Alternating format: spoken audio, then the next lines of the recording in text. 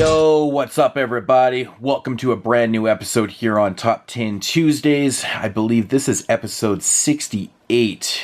I think that's right anyways. So for this week we're going to be talking about our top 10 favorite Amicus studio films. Now, if you're not familiar with Amicus Studios, Amicus Studios is a British company that basically was coinciding with Hammer Films at the time. It was kind of like a studio that just wanted to kind of compete with Hammer Studios, and which contained a lot of the same actors. You see some Vincent Price in there, Peter Cushing, Christopher Lee would appear in these films, but their major specialty was anthology films. Now, Amicus Studios ran from about 1962 to 1977. They only ran about 15 years.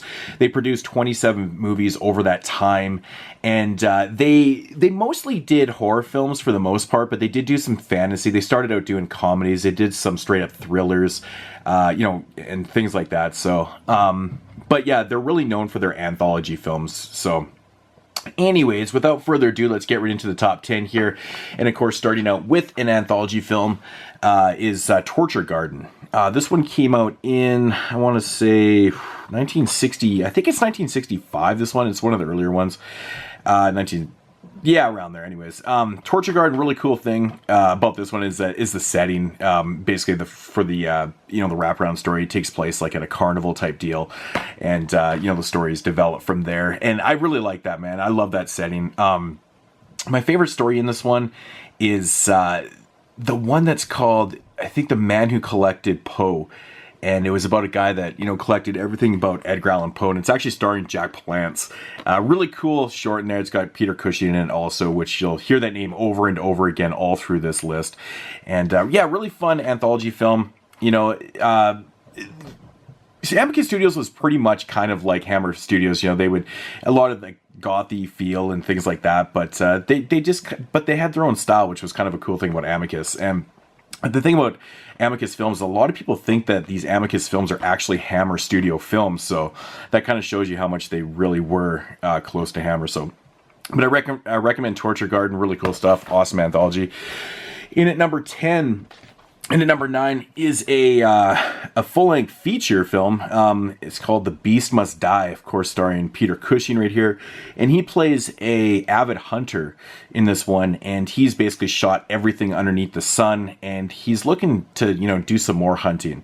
So what he does is he actually invites like a group of people out to this cabin, with an ulterior motive. All these people have a dark past, and apparently one of them is a werewolf. And so then you got your story from there. Really fun flick. This is one that I really don't hear a lot of people talk about for whatever reasons, but Peter Cushing, of course, is excellent in this film. And it's essentially a werewolf film in a way. But yeah. The Beast Must Die, really awesome flick. And this one came out in 1973. This is one of the later films, of course. So, and one of the only solo or full-length feature on this list. Beast Must Die in at number 9. In at number 8 is another anthology film called The House That Dripped Blood. Now, an interesting fact about this film, being called The House That Dripped Blood, there actually is no blood in this entire film. That's one thing about Amicus Studio films. There wasn't really a lot of blood and gore in these type of films. They really relied on story and, atmosphere and, just acting and other things, besides the blood and gore. But House That Dripped Blood, really fun anthology, story. My favorite one in this one, I think, is the waxwork one. I love anything to do with wax museums and just wax sculptures and things like that. I think this one has like four stories in a wraparound. So you guys can pause if you want to read that quick little synopsis there. But yeah, really fun stuff. I really enjoy this one, but I always thought it was so interesting. This one never had any blood in it. Kind of trippy when you really think about it. That was number 8. In at number 7 is a kind of a strange one, another full-length feature, and it's called The Land That Time Forgot. This is a really weird film about it takes place in World War I, I believe, is when it's taking place. World War I, I think, or World War II, I think. I can't even remember, but it's about these guys. They're kind of stranded at sea. They're running low on fuel, and they find this island. And the thing that's with this island is that like dinosaurs and prehistoric creatures inhabit this island. So now they got to figure out a way to survive on this island and all this crazy shit. But the cool thing about this movie is the effects. Now, the dinosaurs and the setting is just fantastic looking. Like, for the time this came out, and this is one of the very last studio films that Amicus ever put out in 1974. I think they did like a couple films after this one, and then the studio just kind of fell under. But which actually, one is actually a sequel called The People That Time Forgot, which I believe is the very last film from 1977, which is like this weird kind of fantasy film. But this is awesome. If you've never seen The Land Before Time, The Land That Time Forgot, check this out, man. It's really fantastic, really cool stuff. Really enjoy that one.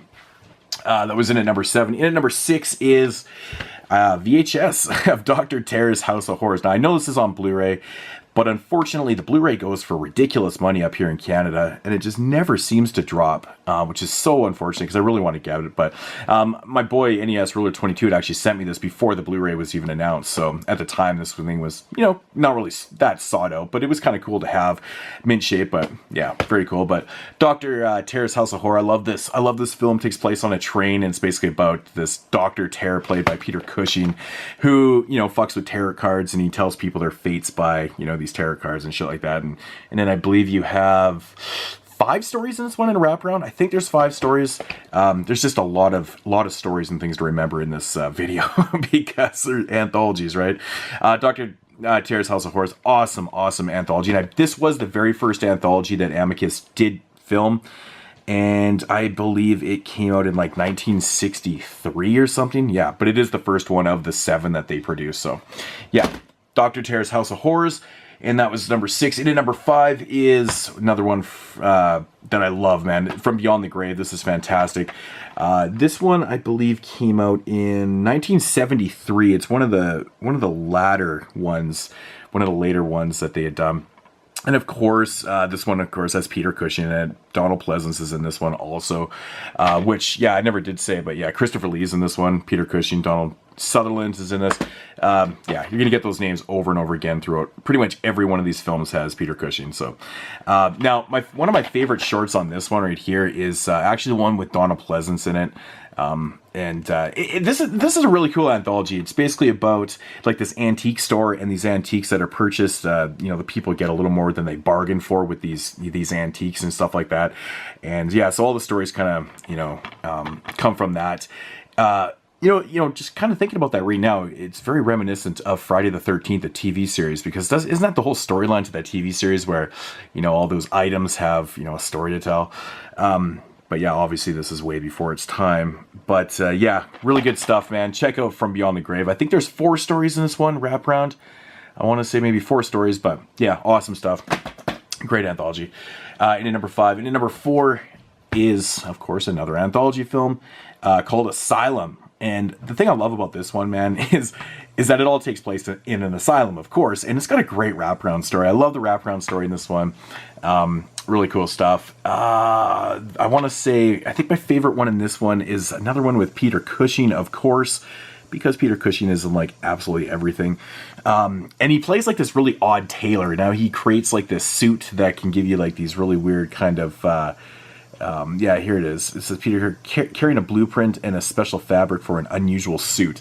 I'll just leave it at that, but this is really good, man. I like all the shorts in this one. It's fantastic stuff, but of course Peter Cushing just kills this role again. But yeah, Asylum, check it out, man. Great stuff. And that was number 4. And at number 3 is going to be Vault of Horror, the sequel to Tales from the Crypt. Now, Vault of Horror, of course, came out the year after Vault of Horror, based on the comics and stuff, and just really, really fantastic stuff. I love this one. I think it's got 5 stories, wraparound story, and it takes place in a elevator, which takes them down into kind of this underground vault. It even says underground vault there, and then basically they're forced to share some stories that eventually, kind of is essentially what their fate is. I love it, man. Absolutely love this. I like the Midnight Mass story in this one. I think that one's really fantastic, but they're all good, man. Love Vault of Horror. It's really good stuff. So yeah, if you've never checked out Vault of Horror, it's definitely a worthy sequel to Tales from the Crypt. So, but yeah, that was number 3. And at number 2 is a solo release, full-length feature. I don't know why I keep saying solo release. I don't know. A full-length feature called Madhouse, starring Vincent Price, Peter Cushing, Robert Corey. I love this film. It's fantastic. I was going to say Peter Vincent. Really? Vincent Price and Peter Cushing do fantastic performances in this film. Vincent Price plays basically a washed up horror film actor. He used to play in these films he used to play a character called Dr. Death. And something had happened in his life, and he basically had like this crazy breakdown, went to the loony bin, came out years later, and his career was all gone. And so now, since he's been out, he's trying to get back into the movie business, but the problem is everyone keeps dying around him, in ways that were in his films, and very reminiscent of the ways, the characters in his films died. So, yeah, really cool stuff. I love this film. Love the end of it too. It's just fantastic. If you've never seen Madhouse, definitely give this one a shot. Absolutely love it. And I most recently, finally got a chance to see this. I know when this first came out, it had like ADR problems, so I had to get the replacement disc from Kino. But I waited years and years. I'd never actually seen this movie until last year. It was one of like 2 or 3 Vincent Price films I'd never seen before, because he's like my favorite actor. And I'd never seen Madhouse for whatever reasons. I just never remember seeing it around, but I'm so glad I finally did. I absolutely love it. Such a great film. So, Madhouse in at number 2. And at number 1, of course, is Tales from the Crypt. Love me some Tales from the Crypt, man. This is like one of the best double features, man. If you want to kill like 3 hours, put on Tales from the Crypt and Vault of Horror. It's just fantastic. Again, I think you got 5 stories of wraparounds. So with this whole anthology, you got like 10 stories, 2 really cool wraparounds. Yeah, Tales from the Crypt, really fantastic stuff. The thing I love about this one is these characters, they all meet up in the catacombs, which is just so perfect, because the catacombs are literally a crypt. Tales from the Crypt. Yeah, just really, really good stuff. You can see what the synopsis is there, but yeah, my favorite story in Tales from the Crypt, man, is like the first one. It was actually even remade in the TV series. I think was on the pilot episode of Tales from the Crypt, which is all through the house and Killer Santa Claus story. Love it to death. Just really, really fantastic stuff. So, but yeah, Tales from the Crypt. That is going to do it for this week's top 10.